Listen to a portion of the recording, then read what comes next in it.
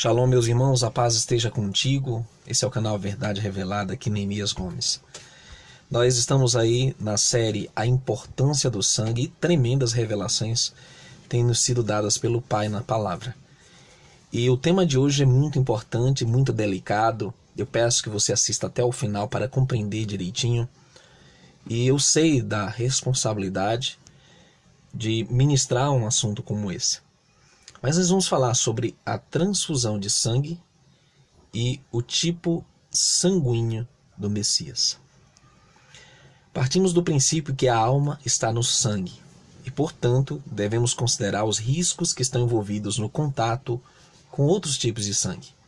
Ainda falaremos nos próximos vídeos sobre fatores de contaminação por meio de conduta alimentar e conduta sexual. Mas no momento, vamos nos ater à questão da transfusão de sangue. Atos 17:26 diz: "E de um só sangue fez toda a geração dos homens, para habitar sobre toda a face da terra, determinando os tempos já dantes ordenados e os limites da sua habitação." Atos 17:26. Existem atualmente pelo menos 4 tipos sanguíneos conhecidos: A, B, AB e O. Mas a ciência evolutiva concorda que o grupo mais antigo é o O. As transfusões de sangue bem-sucedidas só começaram no século XX. E no decorrer dessas pesquisas eu percebi que a ciência ainda é muito limitada quanto ao entendimento do sangue. As escrituras elas vão muito além nessa profundidade. Nós já aprendemos que a alma está no sangue físico. Isso é muito importante. Karl Landsteiner fez experimentos em que grupos sanguíneos incompatíveis coagulavam, ou seja, morriam, e certos grupos sanguíneos compatíveis se uniam, permaneciam líquidos e sobreviviam. Quando Landsteiner misturou o sangue de pessoas diferentes, descobriu que havia algumas regras. Se misturasse o plasma do grupo A com células vermelhas de outra pessoa do grupo A, o plasma e as células permaneciam líquidos. A mesma regra ocorria para o grupo B. Mas se Landsteiner misturasse o plasma do grupo A com as células vermelhas do grupo B, as células coagulavam e vice-versa. O sangue das pessoas no grupo O era diferente. Quando Landsteiner misturava células vermelhas de A ou B no plasma de O, as células coagulavam. Mas ele podia adicionar o plasma de A ou B às células vermelhas de O sem nenhuma coagulação. É essa coagulação que torna as transfusões sanguíneas tão potencialmente perigosas. Então, na minha pesquisa eu descobri que eles tentaram fazer isso aí, né, antes do século XX, com transfusões de animais, até leite tentaram fazer transfusão, e também de outros seres humanos, mas eles não tiveram sucesso de início. E a grande questão que nós observamos é que o sucesso de uma transfusão de sangue, ela depende da compatibilidade. Veja que coisa interessante. Se um médico acidentalmente injetasse o tipo errado de sangue em alguém incompatível, seu corpo ficaria repleto de pequenos coágulos. Eles atrapalhariam sua circulação e o fariam sangrar absurdamente, lutar para respirar e potencialmente morrer. Mas a mesma coisa, né, é porque o sistema imune responde com um ataque furioso, como se o sangue fosse um invasor. A exceção para essa regra é o tipo O. Ele só tem antígenos H, que estão presentes também em outros tipos de sangue. Para uma pessoa com tipo A ou B, ele parece familiar. Essa familiaridade torna pessoas com tipo O doadores universais, por isso seu sangue é valioso para bancos sanguíneos. Então, o que nós percebemos por meio dessa pesquisa? É que o sangue original, o sangue de Adão, né, que foi ali dado por Deus, o Criador, quando soprou, né, o fôlego nas suas narinas, ele se torna alma vivente, o sangue circulou, começou a circular, teve vida. É que o sangue, o tipo sanguíneo original foi o O. Porque eu descobri na minha pesquisa que até o A, B, eles podem se tornar O. Veja que coisa incrível.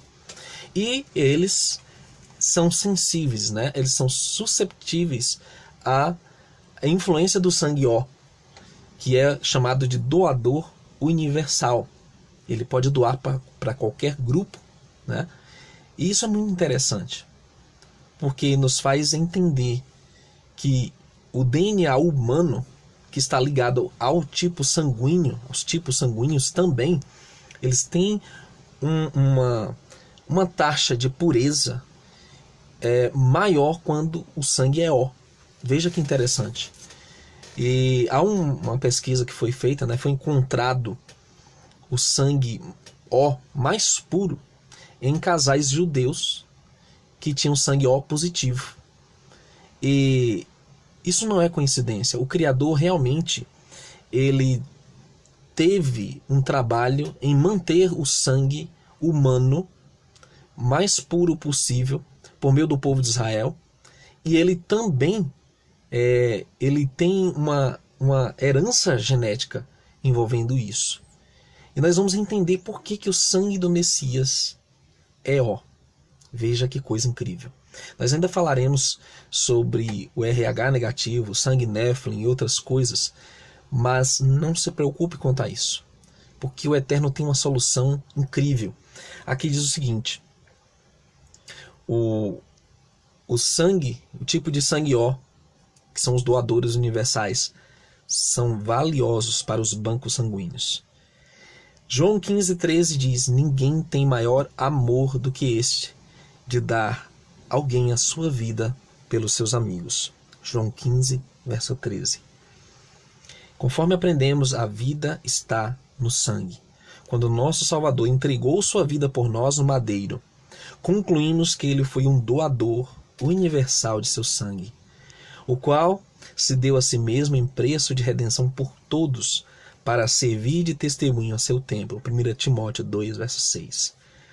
Porquanto estáis cientes de que não foi mediante valores perecíveis como a prata e o ouro que fostes resgatados do vosso modo de vida vazio e sem sentido, legado por vossos antepassados, mas fostes resgatados pelo precioso sangue do Messias, como de cordeiro sem mácula ou defeito algum. 1 Pedro 1, 18 e 19.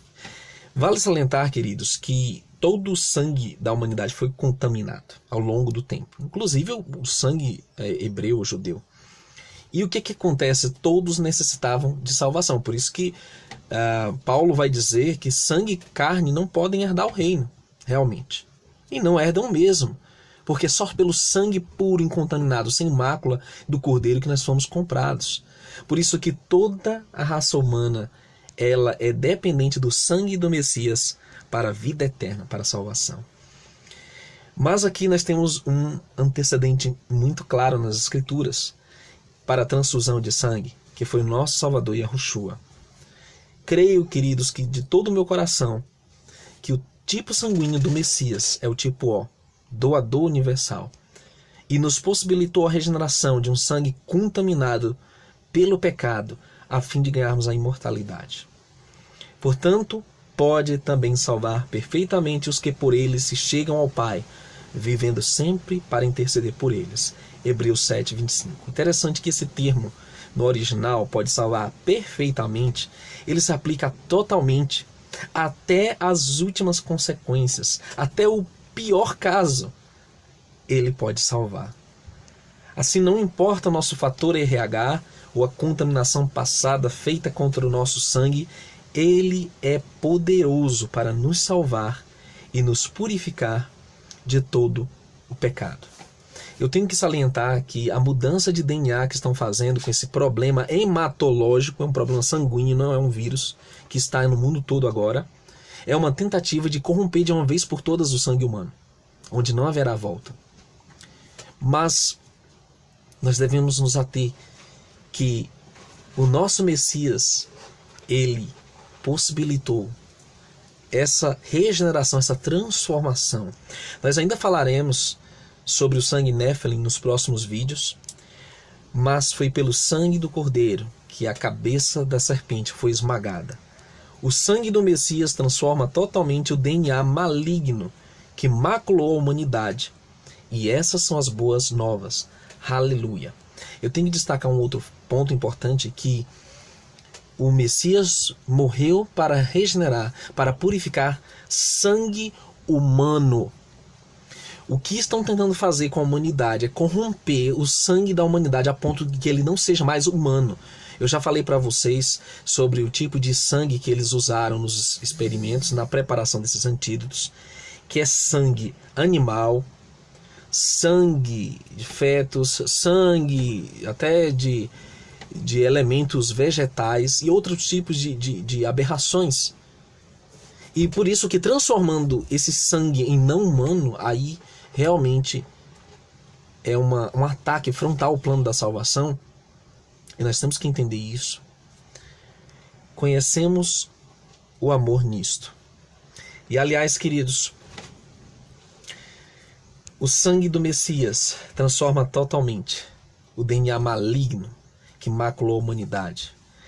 E essas são as boas novas do Evangelho. Aleluia! Conhecemos o amor nisto, que ele deu a sua vida por nós, e nós devemos dar a vida pelos irmãos. 1 João 3,16. O princípio do amor em hebraico é diferente do amor romântico que conhecemos. Amor, ao contrário, é Roma. O amor verdadeiro é ahavá, doar-se em hebraico. Portanto, se verdadeiramente amamos o nosso próximo, a doação de sangue não só é permitida, como é um dever. Devemos, no entanto, evitar transfusão de sangue de origem duvidosa. Existem doenças transmissíveis pelo sangue e só podemos receber sangue de origem confiável. É até mencionado que existe uma janela de imunidade, né, que dura até 10 anos, onde uma pessoa que tenha, por exemplo, HIV, aquilo fica ali incubado, não é manifesto durante esse tempo e só depois ele vai se manifestar. E quando você recebe um sangue que aparentemente ele é não contaminado, às vezes, né, ele não tem doenças, só depois ele pode se manifestar. Né? Isso é importante destacar também. Mas só podemos receber sangue de origem confiável como de irmãos tementes ao Pai, e que tem uma vida reta e sem contaminação. Não podemos receber transfusão dos bancos de sangue do sistema, mas uma transfusão ministrada diretamente de um irmão no Messias para outro. Portanto, a questão da transfusão de sangue é uma questão ética, não quanto à permissão dada pelo Criador na Torá, mas quanto à nossa disposição de seguir o nosso maior exemplo, que é o Messias, de doar seu próprio sangue por nós. Portanto, amados, quando nós falamos contra a ministração, né, desses antídotos do sistema à base de sangue de fetos, nós estamos falando que o problema ético aí é a questão do sangue animal e também de um ser que foi morto, né, foi abortado. Né? É carne sufocada, é uma morte terrível, e que isso realmente contamina o nosso sangue. Mas graças ao Eterno pelo Messias, pela sua verdade revelada na palavra, que o Eterno te abençoe, te faça considerar essas verdades que estão sendo trazidas para nós, que Ele nos guarde de todo o mal e essa contaminação do mundo. Shalom, shalom. O sangue do Cordeiro tem poder.